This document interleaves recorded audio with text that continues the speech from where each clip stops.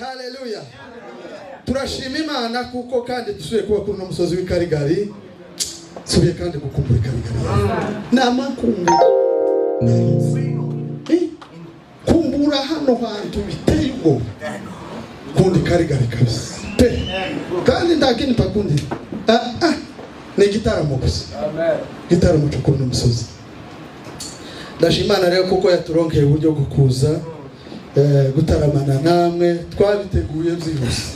Jewe ngira inyota yo gutarama. Kandi iyo ngize inyota singira ibintu mfite kandi hano kuba urakoze.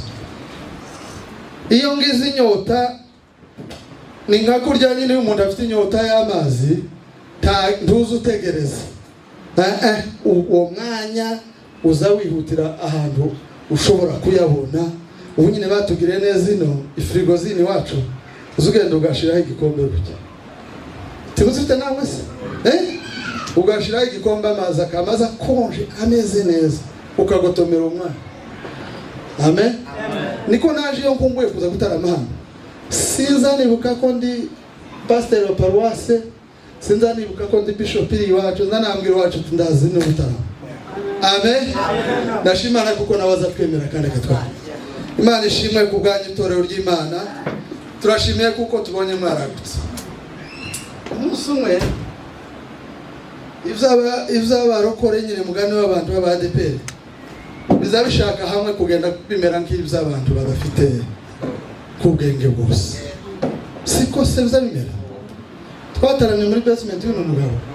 Imana yatubwira ngo abantu bazaba mu zindi province ngo baze hano. Sike twari kumenya ngo bazoza bava mu yandi ma province ngo baze hano.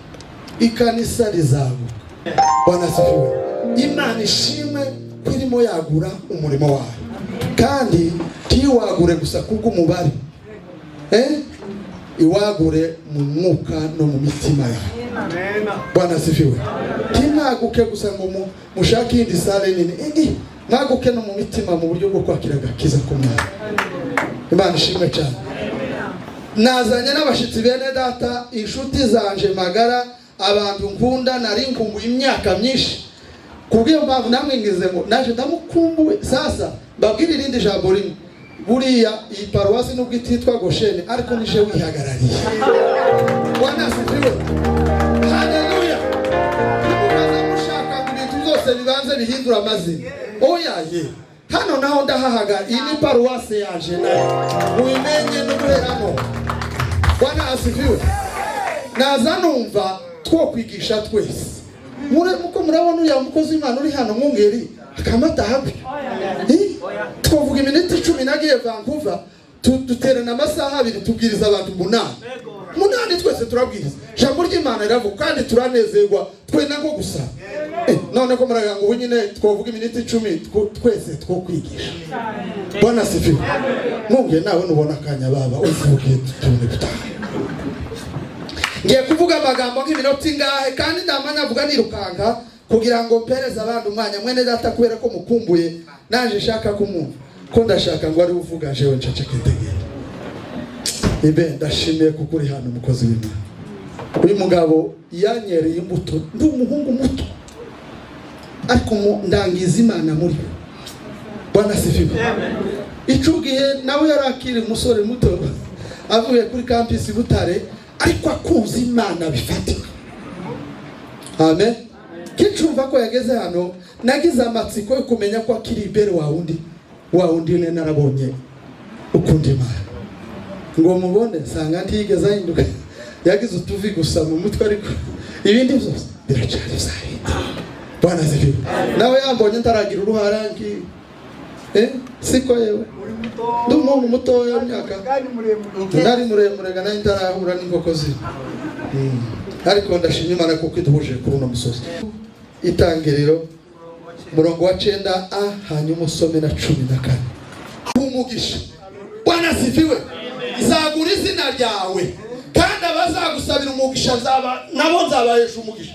Ngo abazakuvuma abo ngabo ni ibivuma imbere yaje. Bwana sifiwe. Aravuga ngo amoko yose yo mu isi azahererwa umugisha muri wewe.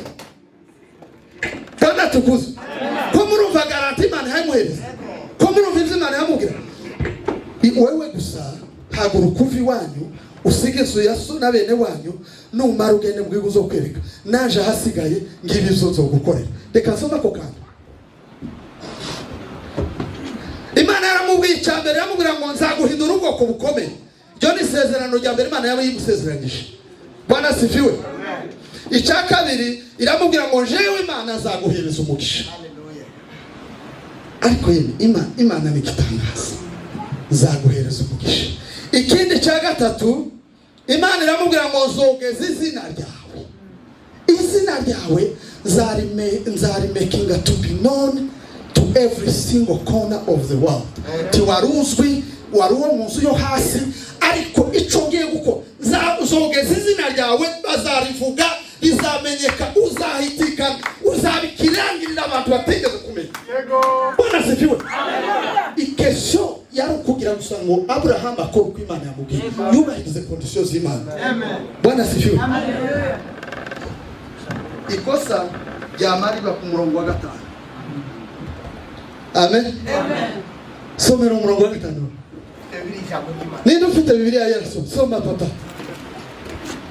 Bibiliya iravuga ngo Abrahamu ajyana na Sarayi umugore we. Umva, Abrahamu yemera kugenda mu gihugu Imana yamusezeranyije, ariko ngo ajyana na Sara umugore we. Komeza. Na Loti umuhungu wabo. Umva ikosa ritangirira. Mwumva ijambo ritangirira. Imana yamubwiye ngo azosigende ise na nyina na bene wabo ngo agende mu gihugu Imana izamubwira. Yamatora umugore we ngo amare afata na Loti ngo umuhungu wa mukuru we. Komeza gatowe. N'ubutunzi bwose bari batunze. Afata ubutunzi, rekera aho ngaho. Afata ubutunzi bari batunze bwose, afata n'ubw'umwana wa mukuru we, byose barashorera barajana.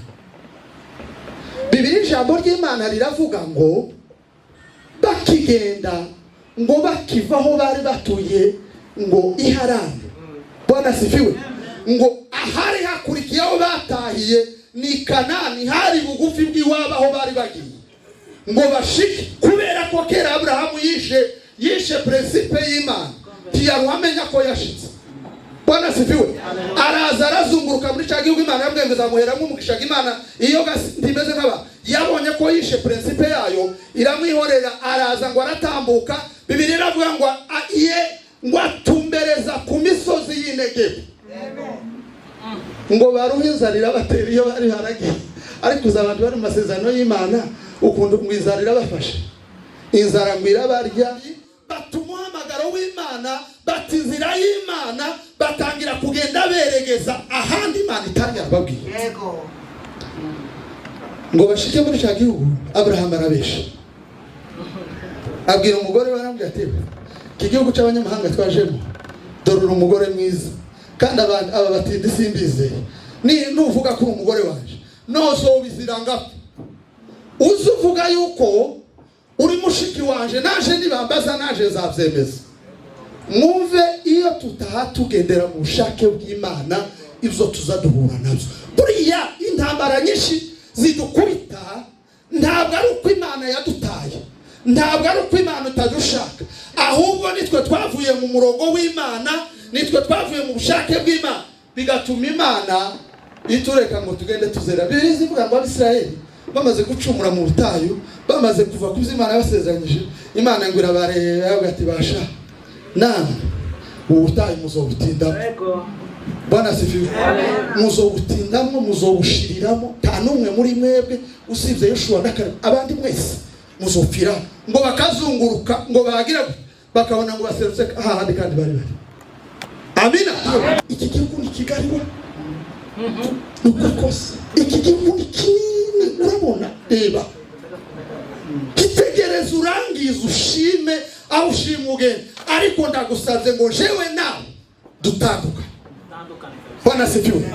Jewe nawe dutandukane, uje kuwawe musozi naje mfata wanje. Kandi aramubwira Abraham yakoze ikintu cy'igitangaza cy'abagabo b'imfura bake. Bano bunyine aba bahungu bunyine n'abakobwa bunyine, iyo ruhagwa ngo witore azabazi wakishira imbere, azahisha bimwe, agahisha bimwe. Abraham yamabwira Loti, aramubwira ati noneho tora wewe hitamo, ngiki kibaya ngaho terera ijisho aho ushima ariho werekeza jewe ndafata hasigara. Bwana asifiwe. Haleluya. Loti ngo yitegereje ngo ikibaya cy'Isodoma ngo abona n'ahantu heza ni ikibaya cyiza ngo aramubwira ngo kino gihugu ndagikunze. Bwana asifiwe. Iki gihugu ndagikunze nzoja hariya. Abraham aramubwira ati yewe ubuntu bw'umwami wacu Yesu bugenane. Bwana asifiwe. Bibiri ijambo ry'Imana aravuga ngo Loti amaze gutandukana na Abraham, Imana ngo ibwira Abraham ngo reba uhereye aho ngaho. Bwana asifiwe. Amen. Muzi gituma ibisubizo byacu tutarabigeraho suko Imana yaje kudusubiza. Oya, ahubwo nitwe twiyimye ibisubizo byacu. Imana yarashubije, ariko wewe ufite ibindi wajanye byatumye uzukandagira ku bisubizo tumenye ko bigezemo, ukagenda ugasubira ukazuri. Mugore n'umusobari yarambwiye kera tukiya mugambi, arambwira ngo yewe ngumugisha ngo no kuguma kugenda genda. Ngo ntukaza wicara ahantu kuzo kumugenda genda nguzoro umunsi umwe ngo wamukandagira. Amen. Haleluya. Nuko niko zeme. Imana ibwira Abraham yambwira ngo reba aho ngaho. Ubuhereye aho. Bwana asifiwe. Urebe ikasikazi, urebe ikusi, ngo iburasirazuba n'iburengerazuba. Ico ni igihugu cyawe. Bwana asifiwe. Haleluya.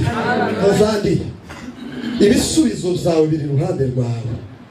Ni wewe devoir yawe no guhishurirwa kuko Imana yamaze kukugabira. Rekura ibyo ufite bizatuma utagera ku masezerano yawe, bituma udashikira imigisha yawe, bituma utakira umugabane wawe, bituma utagera ku Imana yakubwiye n'ibyo Imana yakuvuzeho. Hari ikibibuza ni ibintu ugikandagiye ugitsikamiyeho wanze kurekura ukomeje kujana nabyo.